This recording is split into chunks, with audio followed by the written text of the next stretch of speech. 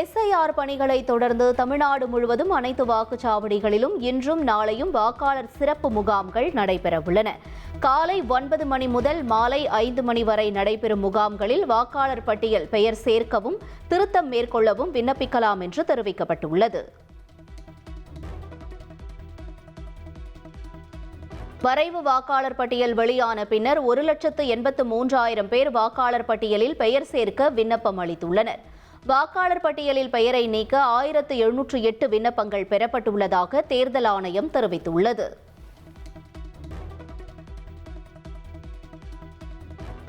தமிழகத்தில் எஸ்ஐஆர் படிவங்களை முறையாக சமர்ப்பிக்காத 10 லட்சம் பேருக்கு எந்த முறையில் நோட்டீஸ் வழங்கப்படும் என்று தேர்தல் ஆணையம் விளக்கம் அளித்துள்ளது.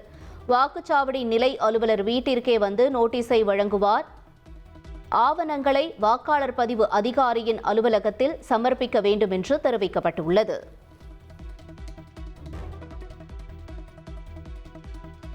கல்லூரி மாணவர்களுக்கு இலவச லேப்டாப் வழங்கும் திட்டத்தை ஜனவரி 5ஆம் தேதி சென்னையில் முதலமைச்சர் ஸ்டாலின் தொடங்கி வைக்கிறார். AI தொழில்நுட்பத்துடன் கூடிய லேப்டாப்புகள் 10 லட்சம் மாணவர்களுக்கு வழங்கப்பட உள்ளதாக தமிழ்நாடு அரசு தெரிவித்துள்ளது. 2026ஆம் ஆண்டின் முதல் சட்டப்பேரவை கூட்டத்தொடர் ஜனவரி 20ஆம் தேதி தொடங்கும் என சபாநாயகர் அப்பாவு தெரிவித்துள்ளார். ஆளுநர் RN ரவியின் உரையுடன் கூட்டத்தொடர் தொடங்குகிறது.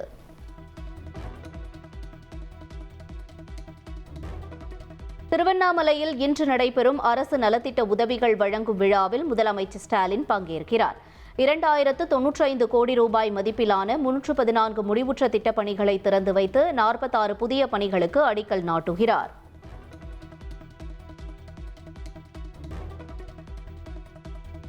சட்டமன்ற தேர்தலில் அதிமுக சார்பில் போட்டியிடுவதற்கு விருப்ப மனு பெறுவதற்கான அவகாசத்தை நீட்டித்து கட்சித் தலைமை உத்தரவிட்டுள்ளது. வரும் 28ஆம் தேதி முதல் 31ஆம் தேதி வரை தினமும் காலை 10 மணி முதல் மாலை 5 மணி வரை விருப்ப மனுக்களை பெறலாம் என்று அறிவிக்கப்பட்டுள்ளது.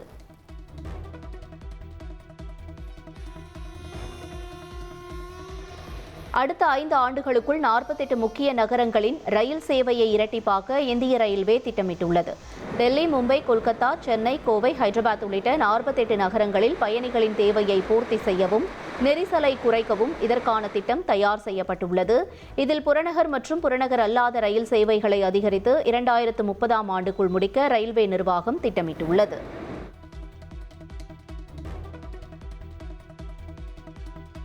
காங்கிரஸை போலவே திமுகவிலும் குழு அமைத்த பின்னர் தொகுதி பங்கீடு குறித்த பேச்சுவார்த்தை தொடங்கும் என்று காங்கிரஸ் மூத்த தலைவர் ப. சிதம்பரம் தெரிவித்துள்ளார். ஊரக வேலைவாய்ப்பு திட்டத்தில் காந்தியின் பெயரை நீக்கியதன் மூலம் பாஜக அவரை 2வது முறையாக கொலை செய்துள்ளதாகவும் சிதம்பரம் சாடியுள்ளார்.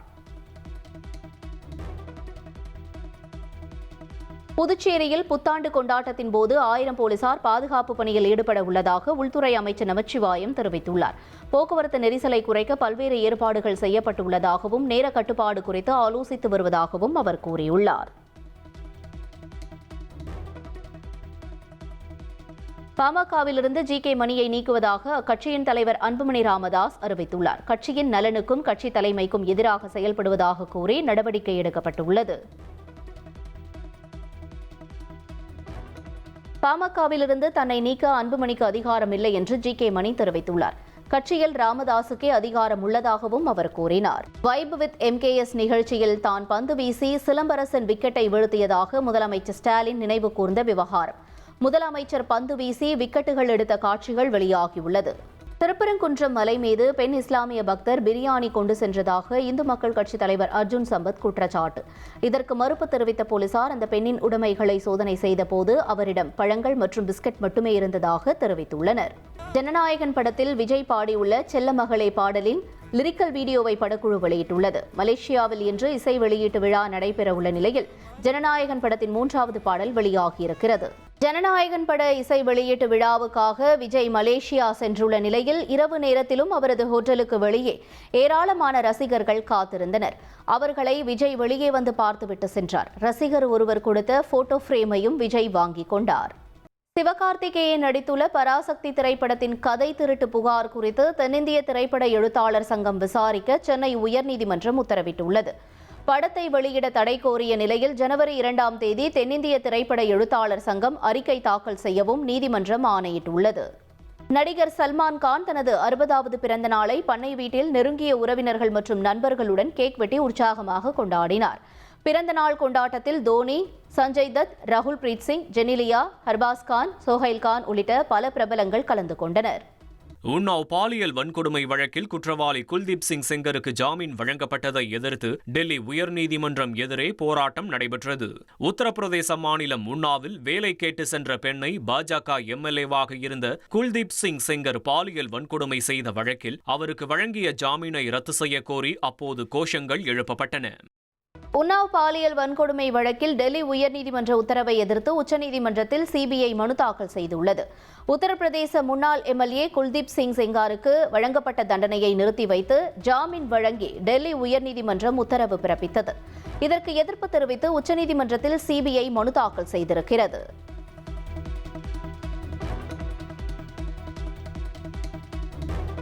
கர்நாடகா மாநிலம் சாம்ராஜ் நகரில் பொதுமக்களை அச்சுறுத்தி வந்த புலி கூண்டில் சிக்கியது. இப்பகுதியில் இரவு நேரத்தில் புலி நடமாட்டம் இருந்த நிலையில் வனத்துறையினர் புலியை பிடிக்க கூண்டுகளை வைத்தனர். இந்நிலையில் 3 நாட்களுக்கு பிறகு புலி கூண்டில் சிக்கியது. புலியை வனவிலங்கு மறுவாழ்வு மையத்திற்கு கொண்டு செல்வதாக வனத்துறையினர் தெரிவித்துள்ளனர்.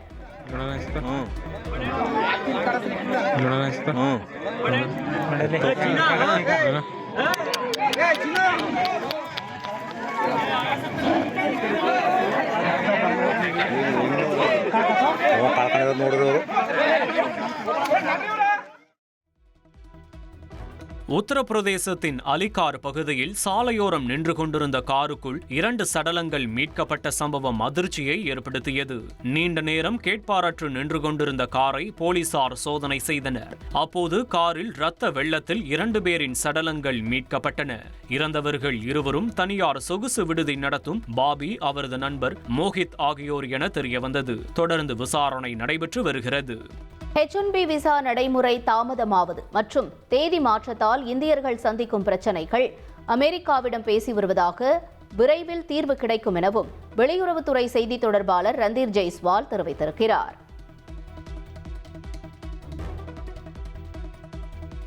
மலேசிய முன்னாள் பிரதமர் நஜிப் ரசாக் ஊழல் வழக்கில் குற்றவாளி என அந்நாட்டு உயர்நீதிமன்றம் தீர்ப்பளித்துள்ளது. அரசு நிறுவனத்தின் நிதியிலிருந்து 4900 கோடி ரூபாய்க்கும் அதிகமான பணத்தை தனது தனிப்பட்ட வங்கிக் கணக்குகளுக்கு மாற்றியதாக அவர் மீது புகார் எழுந்தது. இதுகுறித்த வழக்கை விசாரித்த உயர்நீதிமன்றம் நஜிப் ரசாக்கிற்கு 15 ஆண்டுகள் சிறை தண்டனை விதித்தது. மேலும் 25,000 கோடி அபராதம் விதித்தும் உத்தரவிட்டுள்ளது.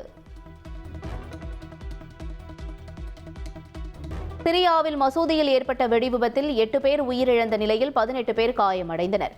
ஹோம்ஸ் பகுதியில் உள்ள மசூதியில் தொழுகையின் போது சக்தி வாய்ந்த வெடிவிபத்து ஏற்பட்டது. இதில் காயமடைந்தவர்கள் உடனடியாக மருத்துவமனையில் சிகிச்சைக்காக அனுமதிக்கப்பட்டனர். இது பயங்கரவாத செயலாக இருக்கலாம் என சந்தேகிக்கப்படும் நிலையில் அந்நாட்டு போலீசார் விசாரணையை தீவிரப்படுத்தியுள்ளனர். யுக்ரைனின் கார்கிவ் நகரில் ரஷ்யா நடத்திய தாக்குதலில் 2 பேர் உயிரிழந்தனர். 9 மாத குழந்தை உட்பட 8 பேர் காயமடைந்ததாக தெரிவிக்கப்பட்டுள்ளது.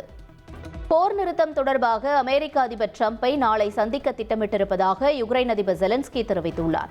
அந்நாட்டு ஊடகங்களுக்கு பேட்டியளித்த அவர், போர் நிறுத்தத்திற்காக டிரம்ப் அறிவித்த 20 நிபந்தனைகளில் 90% ஏற்றுக்கொள்வதாகவும் தெரிவித்தார். புத்தாண்டுக்கு முன் முக்கிய முடிவு எடுக்கப்படும் என்றும் அவர் கூறியுள்ளார். மேற்கு கரை பகுதியில் பாலஸ்தீனியர் ஒருவரால் தமது நாட்டைச் சேர்ந்த 2 பேர் கொல்லப்பட்டதாக இஸ்ரேல் தெரிவித்துள்ளது. ஒருவரை கார் ஏற்றியும் மற்றொரு பெண்ணை கத்தியால் குத்தியும் அந்த நபர் கொலை செய்ததாக இஸ்ரேல் கூறியுள்ளது.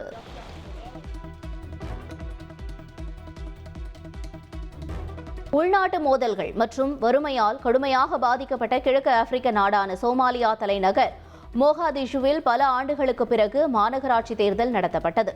சோமாலியாவில் ஏறத்தாழ 50 ஆண்டுகளுக்கு பிறகு அடுத்த ஆண்டு முதல் நேரடி பொது தேர்தல் நடைபெறவுள்ள நிலையில் அதற்கான முதல் படியாக இது கருதப்படுகிறது.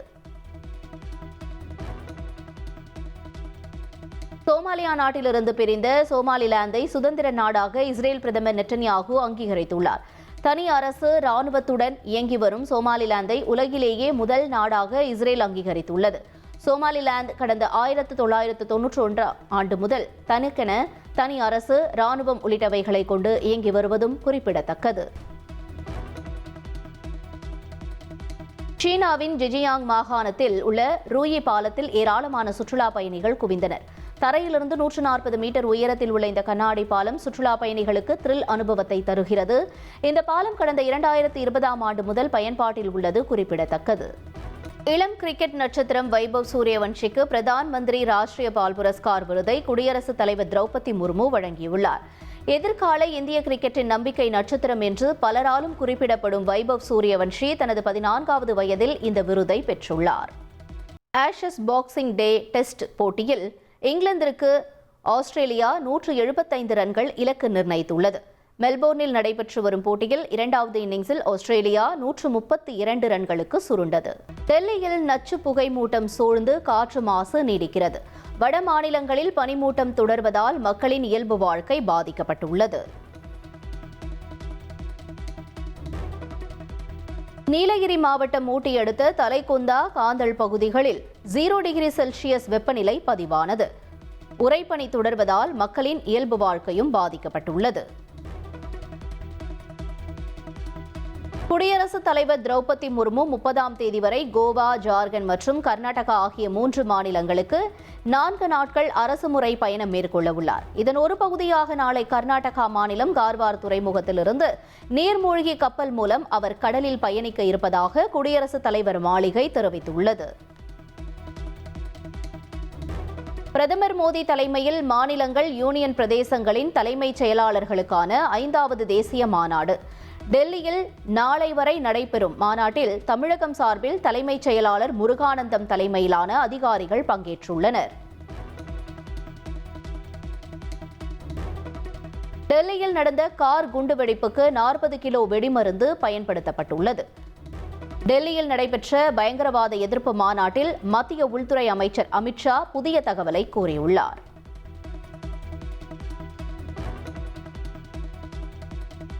எம்மதமும் சம்மதம் என்ற மக்களின் ஒற்றுமையை சீர்குலைக்க முடியாது என்று முதல்வர் ஸ்டாலின் திட்டவட்டமாக தெரிவித்துள்ளார். கள்ளக்குறிச்சியில் பல்வேறு திட்டப்பணிகளை தொடங்கி வைத்து பேசிய அவர், இந்தியாவிலேயே தமிழ்நாடுதான் தனிக்காட்டு ராஜா என்று கூறினார்.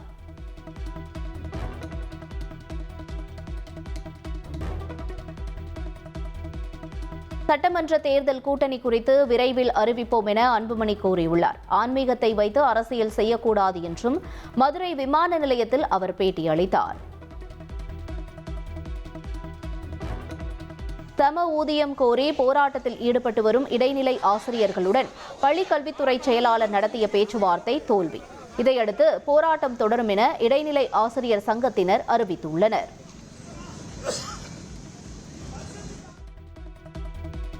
சென்னையில் சம வேலைக்கு சம ஊதியம் கேட்டு இடைநிலை ஆசிரியர் சங்கத்தினர் டிபிஐ அலுவலகத்தை முற்றுகையிட்ட சம்பவம். போராட்டம் நடத்திய இடைநிலை ஆசிரியர் சங்கத்தைச் சேர்ந்த 1560 பேர் மீது வழக்கு பதிவு செய்யப்பட்டுள்ளது. புதுச்சேரியில் போலி மருந்து தயாரித்து நாடு முழுவதும் விநியோகம் செய்யப்பட்டது தொடர்பான வழக்கு சிபிஐ விசாரணைக்கு மாற்றி புதுச்சேரி உள்துறை அமைச்சகம் அதிரடியாக உத்தரவிட்டுள்ளது. திருப்பதி ஏழுமலையான் கோயில் உண்டியலில் நேற்று ஒரே நாளில் பக்தர்கள் 4,52,00,000 ரூபாய் காணிக்கை செலுத்தியுள்ளனர். டோக்கன் இல்லாத இலவச தரிசனத்திற்கு பக்தர்கள் 20 மணி நேரம் காத்திருந்தனர்.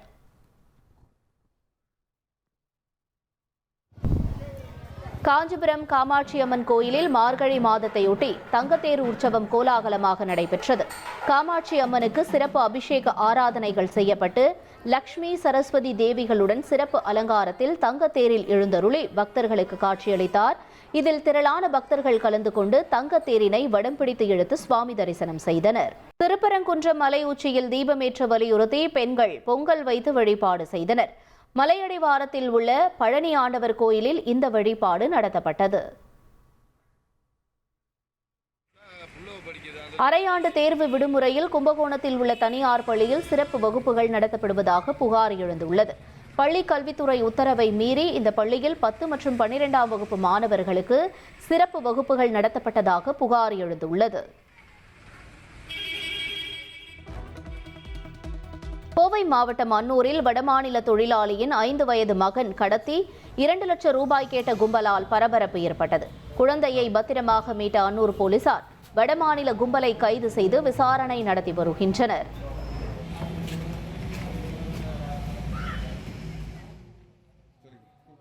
பிள்ளையார்பட்டி விநாயகர் கோவில் அறக்கட்டளை முறைகேடு தொடர்பான புகாரில் ஓய்வு பெற்ற நீதிபதி சிவஞானம் தணிக்கையாளர் ராஜராஜேஸ்வரன் தலைமையிலான விசாரணை ஆணையத்தை அமைத்து உயர்நீதிமன்ற மதுரை அமர்வு உத்தரவிட்டுள்ளது. ஜனவரி 30ஆம் தேதிக்குள் இடைக்கால அறிக்கை தாக்கல் செய்ய உத்தரவிட்ட நீதிமன்றம் அதுவரை முன்ஜாமீன் கோரிய 6 பேரையும் கைது செய்ய விதிக்கப்பட்ட தடையை நீட்டித்துள்ளது. கேரள அரசியல் வரலாற்றில் முதல் பாஜக மேயராக வி ராஜேஷ் தேர்வு செய்யப்பட்டுள்ளார். திருவனந்தபுரம் மாநகராட்சியை பாஜக கைப்பற்றிய நிலையில் 51 கவுன்சிலர்களின் ஆதரவோடு மேயராக பதவியேற்றார். ராஜஸ்தான் மாநிலம் உதய்பூரில் ஓடும் காரில் பெண் மேலாளரை பாலியல் வன்கொடுமை செய்த ஐடி நிறுவனத்தின் தலைமை செயல் அதிகாரி கைது. உடந்தையாக இருந்த மற்றொரு பெண் ஊழியர் அவரது கணவரையும் போலீசார் கைது செய்தனர். உன்னாவ் பாலியல் வழக்கு குற்றவாளி குல்தீப் சிங் செங்கருக்கு ஜாமீன் வழங்கப்பட்டதற்கு எதிர்ப்பு. உச்சநீதிமன்றத்தில் சிபிஐ தரப்பில் மேல்முறையீடு செய்யப்பட்டுள்ளது.